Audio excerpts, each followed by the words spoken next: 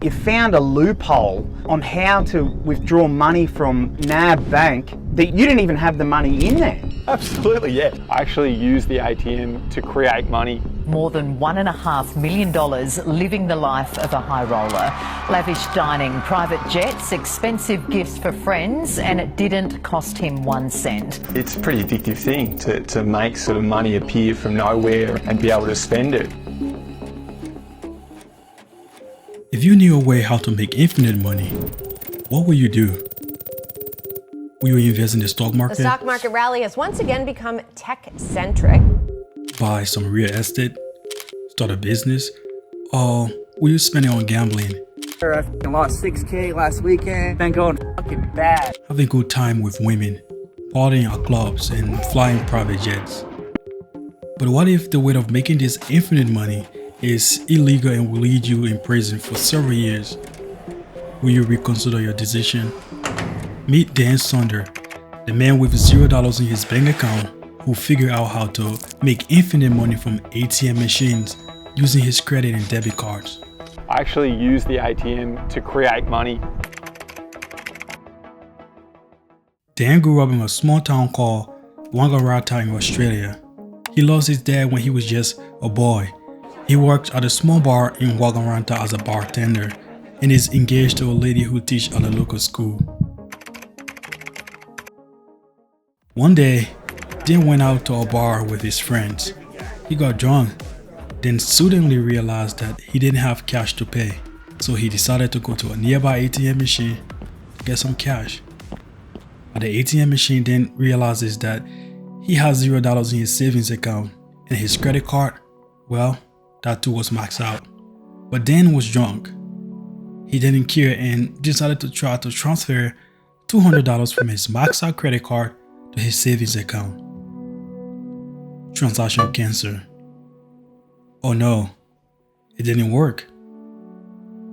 After this message, a normal person would have just left.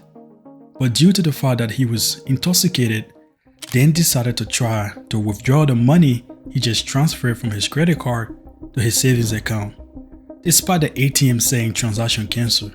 I'm transferring money from my credit card to my savings account, and it's just spitting the card back out and saying transaction cancelled. He put his debit card in the ATM, enter $200, and tap withdraw. And $200 came out.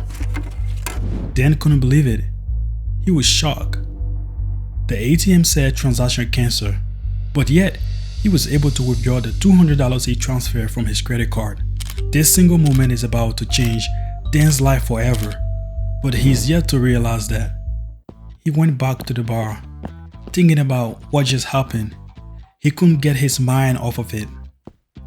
That seemed like, while going back home, Dan decided to try it again.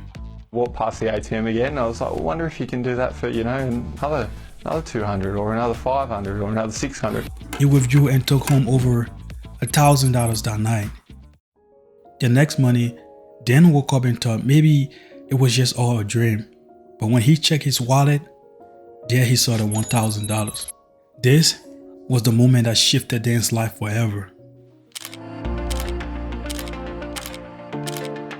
Dan figured out that particular ATM disconnected from the bank's network between 12 a.m. and 3 a.m. So every day he would transfer more money to his checking account. So I'll try and transfer some more, Oh my God. And it kept working. And it kept working over and over again. With access to this infinite ATM money glitch, Dan didn't know what to do.